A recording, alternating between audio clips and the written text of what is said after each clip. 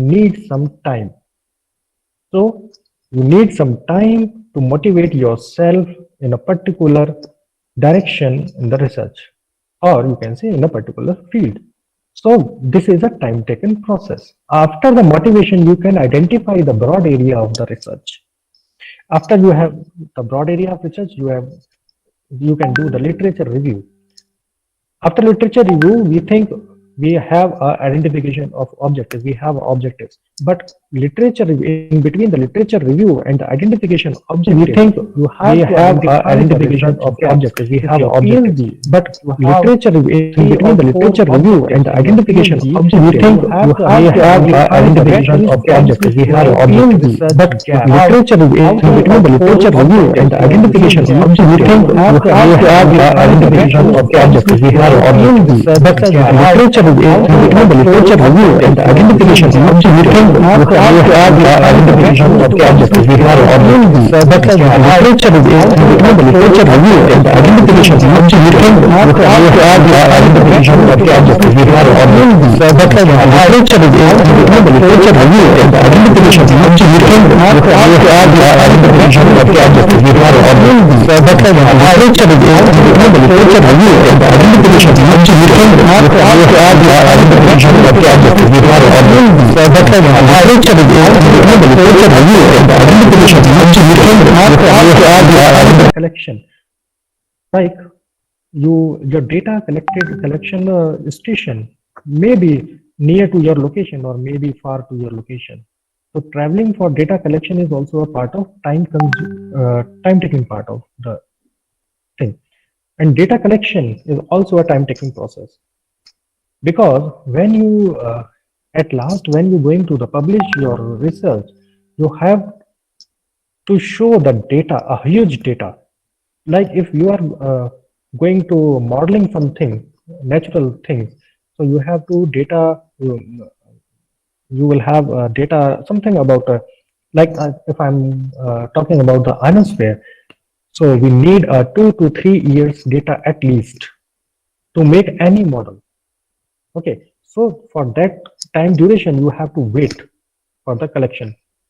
Okay, and this is also planning that in that time what you can do. Okay, now next is methodology for the objectives. After methodology for the objectives, you have to attend conferences and workshops. Why? Because methodology of the objectives, maybe I'm working on the some ionospheric study or some navigational study. In that case, we need some softwares. Okay, or you can say I'm going to make an antenna. So for that purpose, I should know the software which are capable to design an antenna.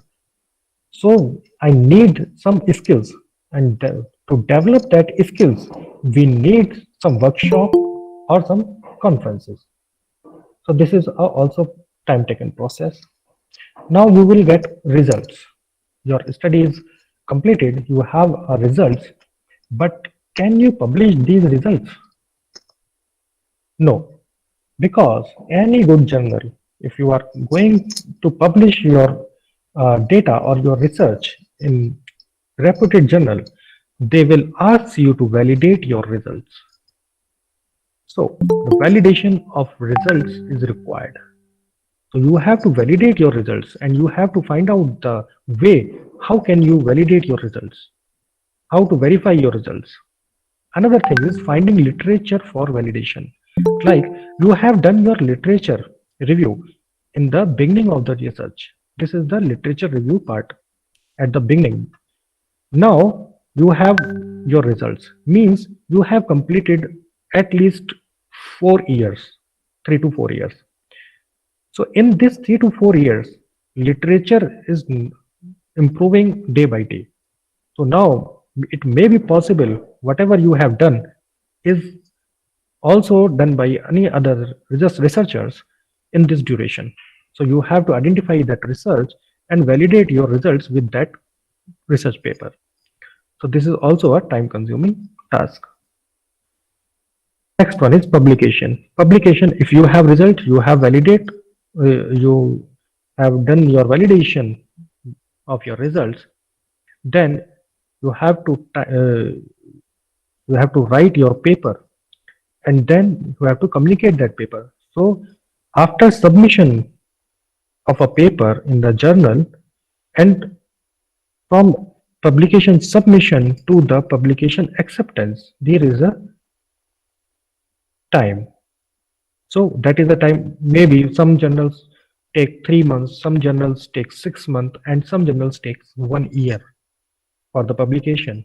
And you should not submit your PhD thesis without having a public minimum publication, whatever is the norms of your university for the PhD submission. So you have to write the publication, and for the writing publication, you need some time. Now, thesis evaluation, this is not in your hand. This is the external part, but this is also a time consuming part. And then last but not least, personal issues.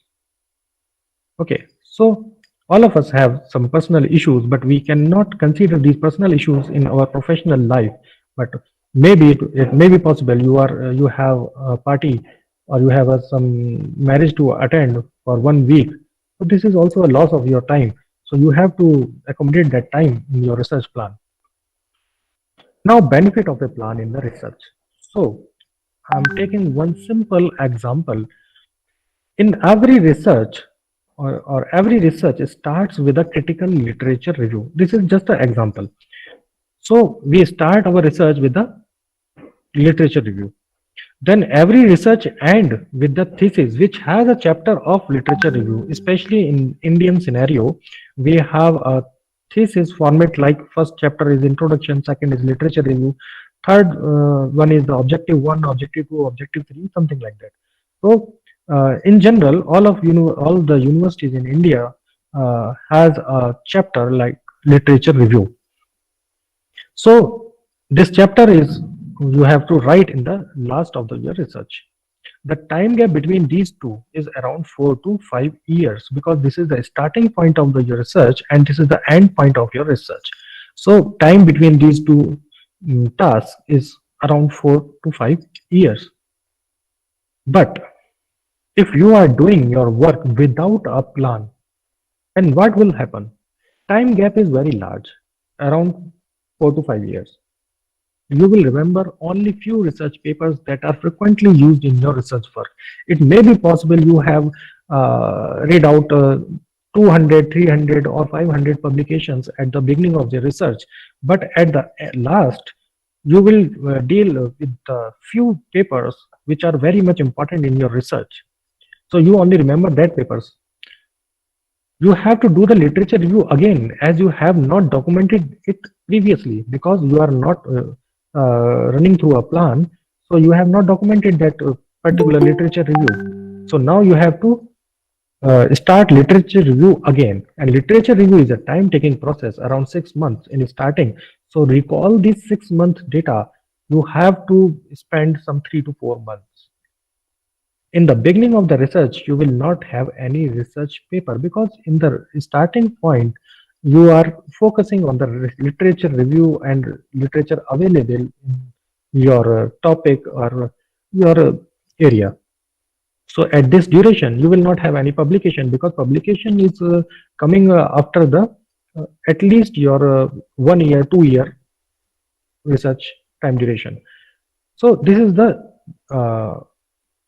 things which will happen if you are not planning. Now, with a plan, if you have planned previously, then you know well in advance that you know the time gap is very large, around 4 to 5 years. You will done your literature review with proper documentation, because you have planned the complete research. So you will done your literature review with the proper documentation. You can communicate the review paper in any reputed journal. Then you will get one research paper in the beginning of the research. This is a very important point. In the beginning, no student will get a publication, because when he start working on the task or on the objective, after 1 year and 2 years, he will get the publication. But because by doing nothing, you will not get any publication. and you have to do the literature review. So why not you publish your literature review as a research paper? So you put the research paper. This research paper will motivate you towards your research. You can use this research paper in your thesis as a literature review. You can write the thesis at the time of thesis submission or thesis writing. You can utilize this publication as it is in your thesis.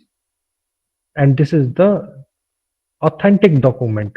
No one will deny this to get a to come in the thesis.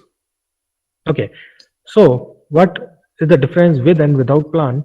You can see here you have saved your time around 3 to 4 months in your research, and you have increased your research paper if you are using a plan. Now a research plan. So this is a formal research plan. I am talking about the format of the research plan. Many of the university are using the research plan as a previous pre-requirement for the PhD. So a research plan is a detailed description of a proposed study. It includes a literature review that justify the study, its hypothesis, description of the steps will be followed in the study, information about the analysis of the collected data. The plan provides a guide for conducting the research work. Then, purpose of the research plan. A research plan serves several important purposes. It forces you to think through every aspect of the study. You have to analyze the all small and big part of your study. It facilitates evaluation of the study by you and others. Sometimes great ideas do not look great after they have been written down and considered. It may be possible you are thinking that this task is very big, and after the discussion with your supervisor and some friends, research scholars, you will get this is nothing. Okay, and sometimes it is also happen that you will think that this is nothing, but that will be a big problem in your research. So in creating the plan, you may discover certain problems. Sometimes you even don't identify the problems, but when you planning your research, you have to identify the results, sorry, problems. Others too can find out some flaws and make some suggestions to improve the plan. So that is why your planning is proper documented and checked by the others. It provides detailed procedures to guide the study. The plan provides a guide for conducting the research work. Now, component of the research plan. So what will be our component to write a research plan? The general components of the research plan is title of the research, aims and objectives, then proposed mode of research, either you are going to field work, either you are going to a lab work, or you are going to basic science or allied science or engineering science or whatever is your mode. Then abstract, background of your problem, that is very much important, why you are going to do this problem, why you are going to do this research. So this is because of the background of that problem. Expected research contribution, this is also very important part. If you will done your problems or research, then what will happen, what is the contribution to the research community. So this is the expected research contribution. Then proposed methodology, what method you are going to use and what method you are not going to use, and if you are using a plan A or methodology A, so why you are using A, what is the limitation of the methodology A. Then activity schedule, this is the most important thing in your plan. Activity schedule, you have to schedule your all activity, either that is a small one or big one. You have to plan the activity with that time stamping. Then resources, what type of resource you need to do your project work or your research. Then of course financial requirements are very much important, as we have discussed earlier. And bibliography is also very much important, we will discuss in a while. So components of the research, we are going to detail the title of the research. Your title should clearly clearly indicate what your proposed research is about. This is a phase of your research. You have to choose a unique and fruitful title so everyone can understand what you are going to do and you have done. Then the objectives. What are you trying to achieve with your research? This is your objective. What is the purpose? Are you addressing a gap in the current research? Think about the potential outcome of your research. Make sure that this is a clearly focused statement or not. Your objective should be in alignment with your title. An objective should be sequential manner to achieve your aim, means your the research question means your title. Okay, so these are the things you have to remember to choose your objectives. Now, propose mode of research. This is likely to be closely linked to your discipline and is where you will describe the style or format of your research. Like either you are going to quantitative research or you are going to qualitative research. And also you can segregate this, like if I'm going to field work on or I'm going to a laboratory research work. So this is the proposed mode of research. Now comes to the abstract. Abstract is very important because before going your thesis in detail, everyone should read your abstract. So a brief but clear summary of what your research is about. This is your abstract. It outlines the key aspects of what you will investigate as well as the expected outcomes. It briefly covers the what, why, and how of your research. So abstract is very much important, and third point of this abstract is most important, that it briefly covers. You have to write in your abstract what, why, and how.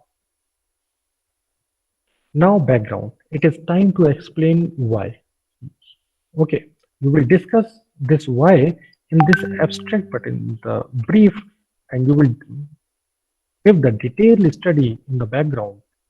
Why are you choosing this research problem? What is the motivation of your research? Here, you need to demonstrate an understanding of the current research climate for your area of interest. Okay, so background is very important because of the if you are not motivated towards your research, you will not get any output from your research because you are not put your 100% in your research. If you are motivated, you can do anything. Expected research contributions. So why is your research question or hypothesis worth asking? This is important question. What will be the outcome of your research contribution? How your research in innovative and original? What impact will your research have to have on the discipline? This expected research contribution you have to identify, or you have to write down at the time of motivation also, because if you are doing a well done research, then what will happen if you are going to publish your research result or you are going for a grant? So that reviewer, either they are from journals or they are from the any sponsored agency, they will ask these four questions to provide a grant, or if you are writing a paper, then reviewer will ask these four questions to you. That why is your research question or hypothesis worth asking?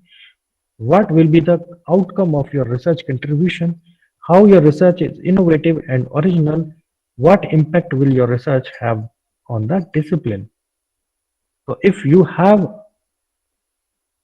don't have any novelty in your research, so no good journal will publish your paper in their journals. Now propose methodology.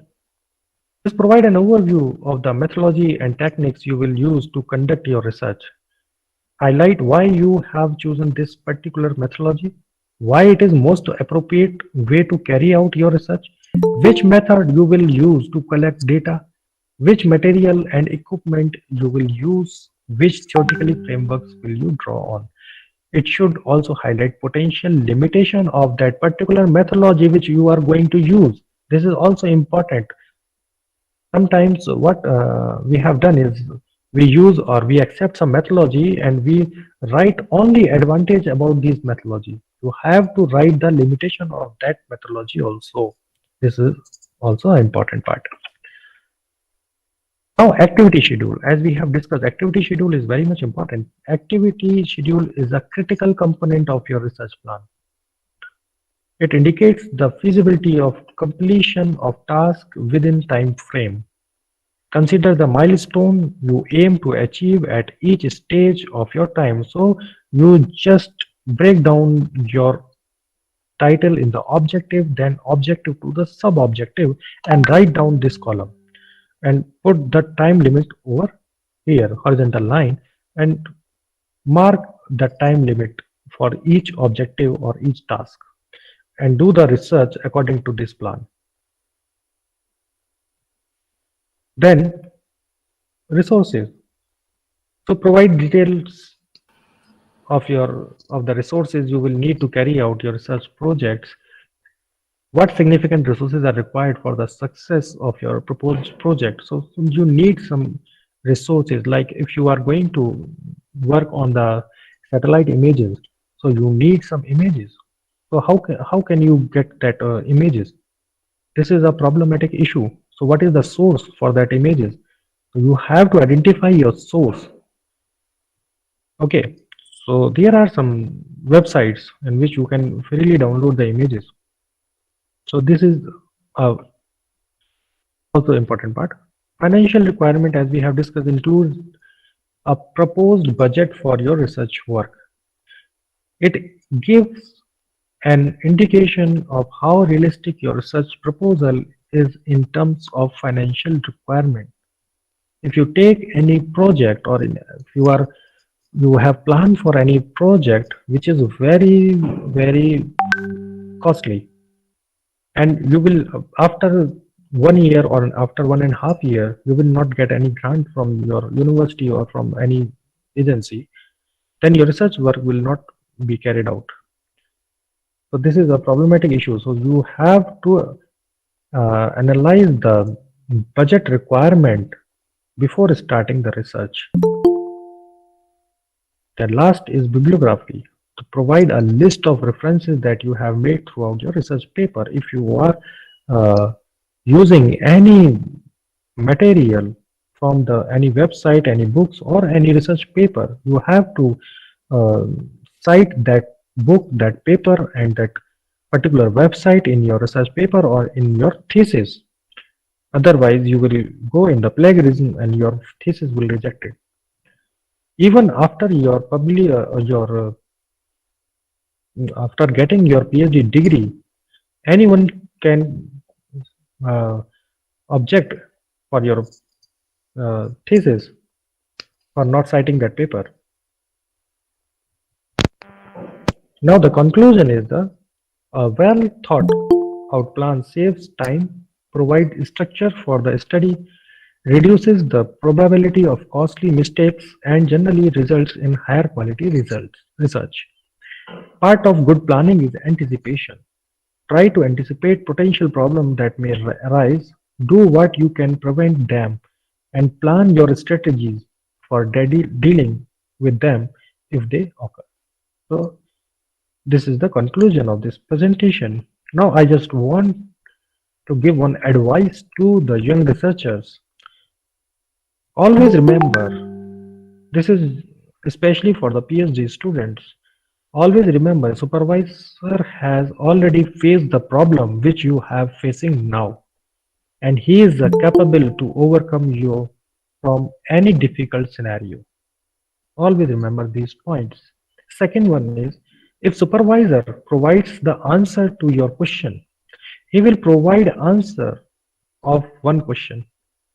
If supervisor not provide the answer to your question, you will search answers of many questions. So in first case, if supervisor provide you answer, you will feel your supervisor is very good.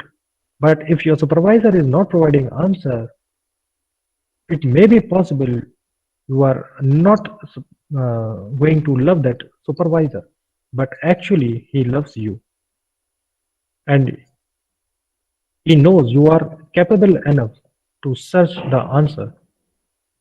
So always remember these things. These are my references here: Kothari, research methodology, methods and techniques, and some websites from where we have found I have found this material. Thank you. If you have any query, you can ask.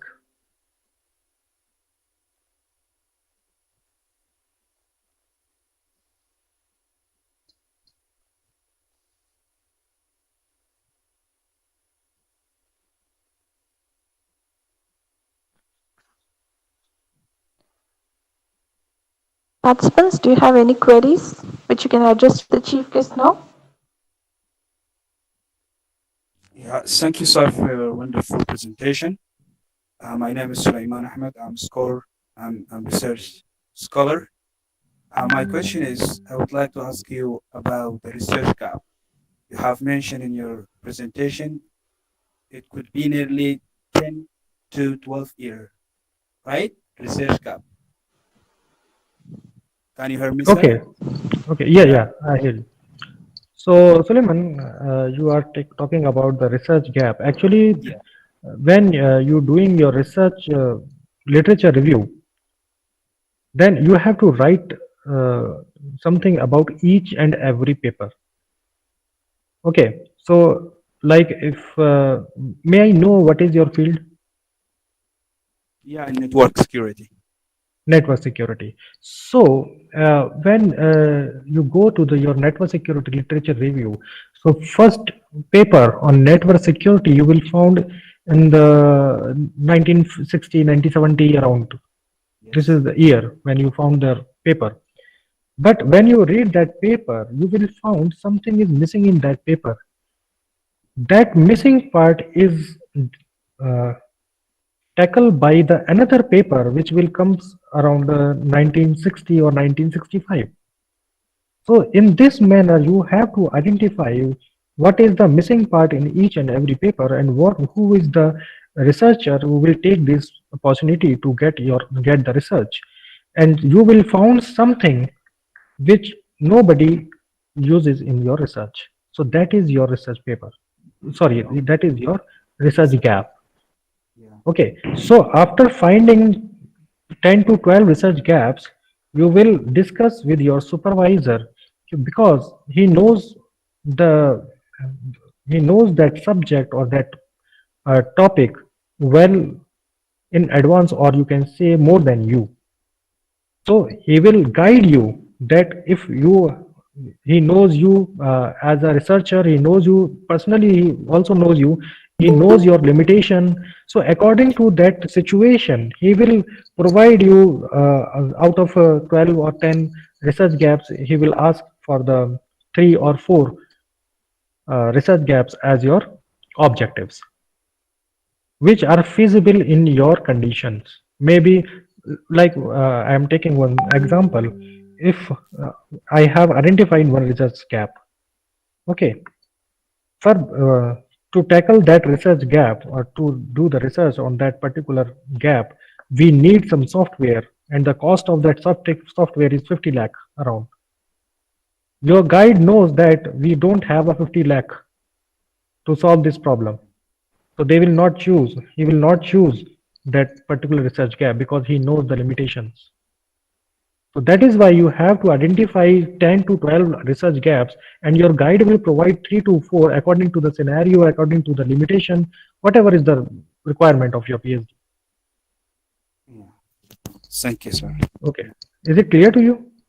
Yeah, it's very clear. It's very clear. Okay. Thank you.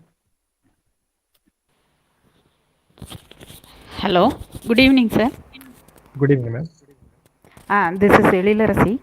It is a really a wonderful presentation, and it is an eye-opener session for young researchers. Thank you for your presentation. And I Thank you, have ma'am. one question, sir.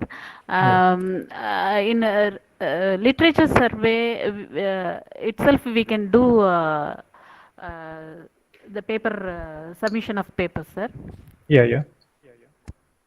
In that research paper itself, we should we show the identification of our problem. Yes, ma'am. Oh, You can show the your problems, what pro ah, like you have identify some problems, and the last of your paper you can make a heading that future scopes. ah. In that part, you can write your research gaps. Oh, research gap.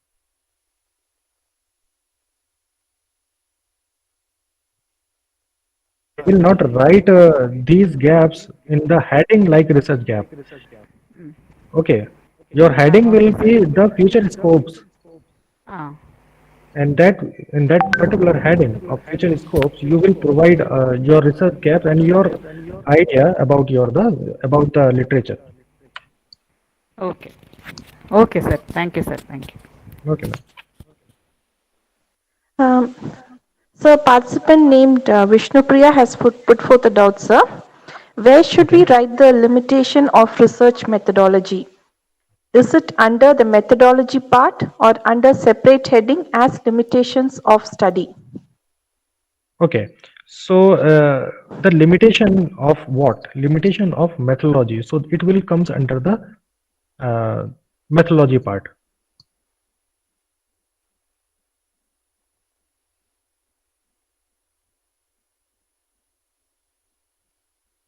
Okay, thank you, sir. Okay. Any other questions? Uh, okay, thank you, dear participants. Yeah, one Thank last you, question, sir. ma'am. Sorry to interrupt. My name Yeah. is Bharti Raja. I am from industry background. I am working for Infosys Limited, Chennai. Hello, sir. Thanks for your session. It was really wonderful. Uh, my question is like, being a technical person, if I get into the research area, do I need to, what is the scale of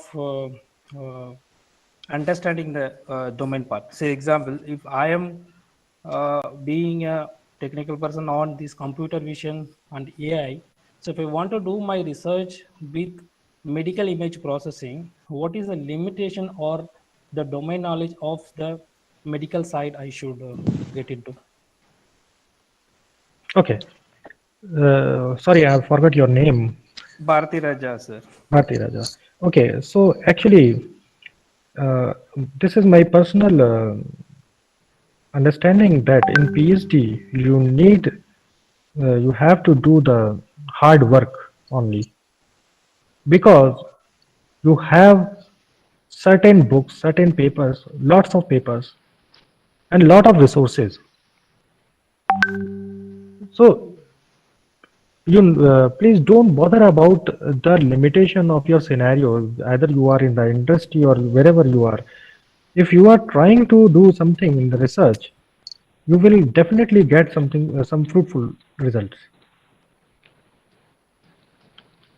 Okay, sir. Biomedical images, Okay. you can you can refer the digital image processing book, especially Gonzalez. So Okay. in that book, you can find all the techniques and all the methodology which you can use on biomedical images, and this is a very interesting topic. The reference, I'll definitely look into the book. Okay, thank you. So we have a last question from a participant, sir. Yeah, ma'am. He's Mr. Bala Gurunathan Armugham. He's asking how many papers can be reviewed in a minimal limit for starting a research. For starting a research. I'm sorry, sir. How many papers can be reviewed in a minimal limit for starting a research? Okay. Actually, this is there is no limit type of things, but when you just go to the Google and search some literature review papers, you will find that all the research paper that are literature review have at least 200 to 250 publications in reference. Because you are going to literature review, you are going to tell the rest of the world that this is the problem which is not tackled by anyone. To say this word, this line, you have to go through the lots of papers. You may be 300, 400 papers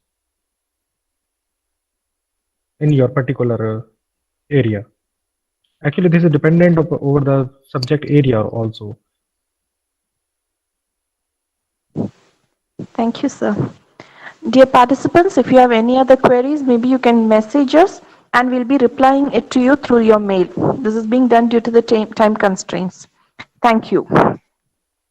And thank you, sir. We really feel privileged to have attended your session on research in which each concept was concentrated and explained clearly with precision from the scratch. Thank you, sir, for endowing the scholarly participants with your words of wisdom and experience. Thank you very much, ma'am. Yes. Dear participants, the feedback link is being sent in the chat box and the errors are being rectified. You can give your feedback in the same. Thanks, though, is a six-letter word. It is a telltale of a head that bows only in front of those who are worthy of its deference. May I request our Vice Principal, Sir, Dr. M. Bhaskaran, to express his note of gratitude to the gathering. Yeah, thank you, ma'am. Good evening to all. Guest of honor, Dr. Anurag Vidyatri, distinguished guests, delegates, ladies and gentlemen, and my dear colleagues. It's an honor to have been asked to offer the vote of thanks on this special occasion.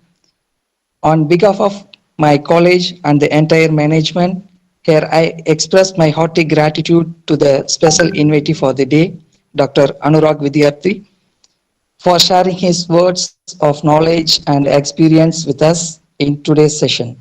We have been fortunate to have one of the renowned identity from the academic and research field with us today. Thank you, sir. I would like to thank the college management for their support in making this conference possible. They have realized and felt the importance of imbibing good values and practices early in our young researchers. Starting at the undergraduate level, I am sure that our college will continue to get significant provisions in the future too. Thank you, ma'am. In addition, we have received immense support from our principal, Dr. B. Gunalan, who has set the wheels rolling for this webinar with his excellent planning and coordination. Thank you, sir. It has been our tribute to host all the members and audience of the session. I am thankful to the participants for coming here and attending the first day of the webinar, making it special. In closing, I encouraging delegates to participate actively in the interesting discussion over the next 4 days. At this juncture, I would like to take this opportunity to thank the organizing committee chaired by Dr. M. Nagarajan, who is widely acknowledged as an expert in this area and has been instrumental in putting together the conference program. Wishes to the planning committee with Dr. Ranjit, Dr. Sagadevan, and Mrs. Jaitun Bibi for their hard work and effort in planning and coordinating this event. I hope that this 5-day webinar serves as a platform for thought leaders, academicians, and researchers to enrich their ideas and views on research, which may in turn inspire new and practicable researchers in the future. Heartiest congratulations to all my dear colleagues and all the well-wishers. This conference would not have proved to be beneficial to this extent without your support. I would also like to acknowledge the support rendered by the technical team and all the unfortunate helping hands pillaring the success of this and webinar series. Thank you. Thank you, sir. And once again, I thank our special guests for gracing this occasion and all the participants for making the session special. Do join us tomorrow at 6:30 for the continuation of today's topic. We'll meet tomorrow. You can fill the feedback link. It'll be sent. The link for tomorrow's session will be sent in the WhatsApp group. Thank you.